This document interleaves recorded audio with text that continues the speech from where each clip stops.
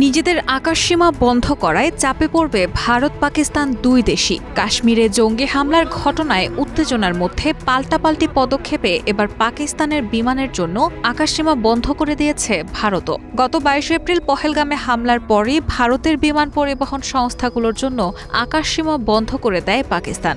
এর এক সপ্তাহের মাথায় পাকিস্তানের উড়োজাহাজগুলোর জন্য একই নিষেধাজ্ঞা দিয়েছে ভারত। দুই দেশের এমন সিদ্ধান্তে উভয় দেশের ফ্লাইট পরিচালনায় জ্বালানি ব্যয়, ট্রানজিট খরচ এবং অপারেটিং খরচ বেড়ে যাবে। ভারত সরকারের এক নোটিশে বলা হয়েছে 30 এপ্রিল থেকে 23 মে পর্যন্ত পাকিস্তানি উড়োজাহাজের জন্য এই নিষেধাজ্ঞা কার্যকর থাকবে। কিন্তু পাকিস্তান ভারতের আকাশসীমা বন্ধে কার কি ক্ষতি হবে এমন প্রশ্ন সাধারণ মানুষের মাঝে।